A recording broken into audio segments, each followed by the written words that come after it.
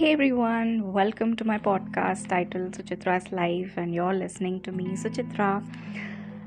Do you guys and girls agree with me when I say it doesn't take more words to express how you feel?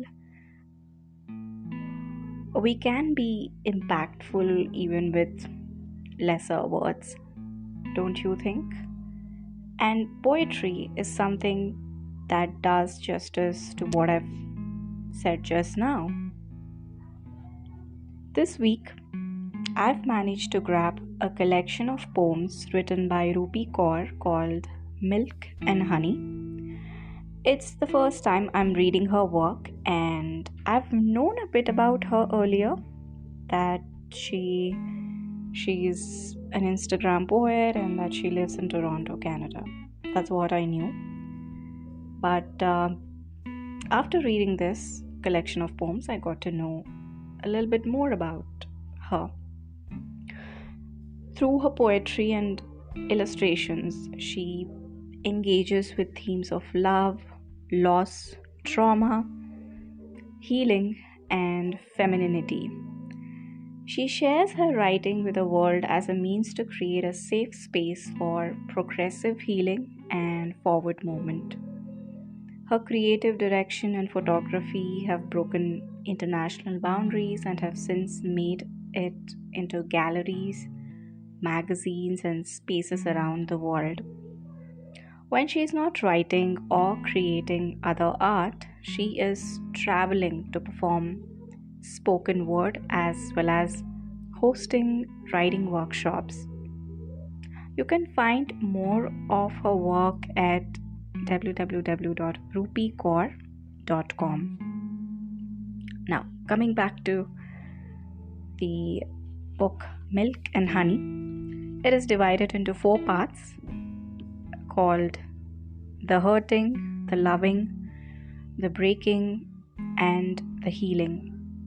These are poems that don't necessarily follow any grammatical rules as such, and that's what she was criticized for. And some of the poems do consist of line drawings, which apparently made by Rupi, that try to depict the emotion being discussed.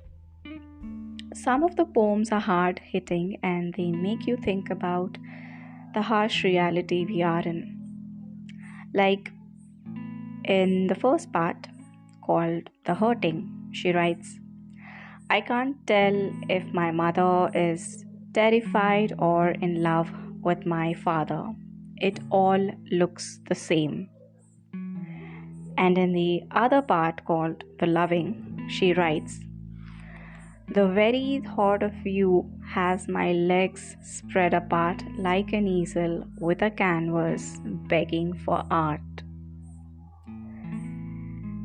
And in the part titled In the Breaking, it's all about pain all over again.